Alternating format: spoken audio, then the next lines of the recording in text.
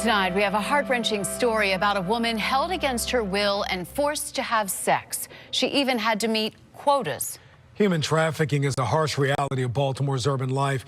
In our cover story tonight, Kathleen Cairns introduces us to a survivor who now is on a quest to help others. They are seen in the shadows, walking city streets. It's a hidden crime. Call these streets home, some haunted by a drug habit.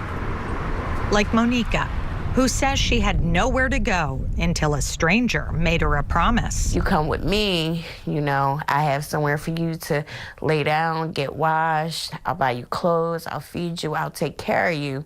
You don't have to be out here, just come with me. She quickly realized that generosity came with a price. He then hit me in the face with the bottom of a gun and told me I wasn't going nowhere.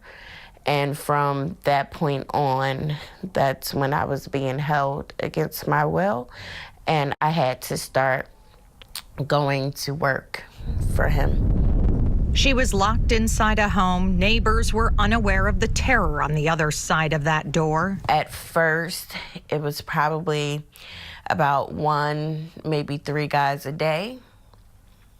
Then it turned to 10 guys a day. Then it turned to about 15 to 20 guys a day. I had a quota that I actually had to make. Social service experts define human trafficking as a form of modern slavery. At Turnaround, a sexual assault center in Baltimore, they help 200 victims a year. We provide emergency shelter services, basic needs, things that they might need, you know, when they come into our program. Interstate 95 is a main corridor along the East Coast. The easy accessibility and the anonymity of travel can often hide victims who are vulnerable. These are not prostitutes. These are not the bad girls.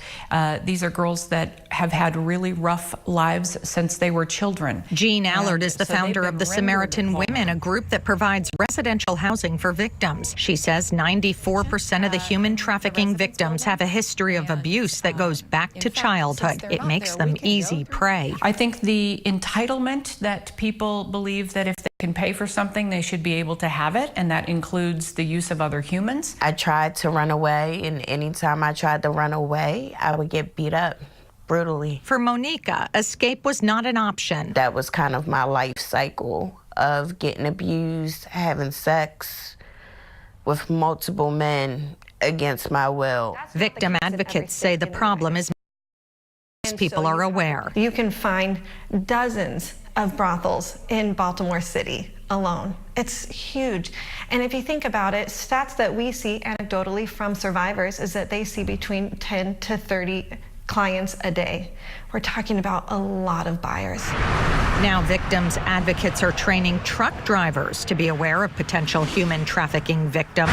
It's called Truckers Against Trafficking, and so far truckers have been credited nationwide with identifying 1,100 victims. It's partially intervention, so truck drivers can intervene by calling authorities if they see something, but they can also say that we're not going to have any part of this business. Moniquika considers herself a survivor, off drugs and off the streets, so she started her own crusade to help others. Because everyone can be saved.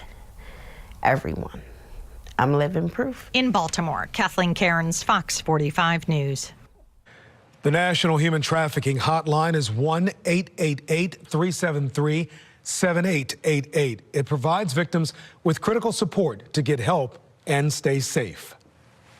The U.S. Conference of Catholic Bishops is wrapping up its meeting in Baltimore. The Catholic Church's sex abuse scandal overshadowed much of the meeting of the American bishops.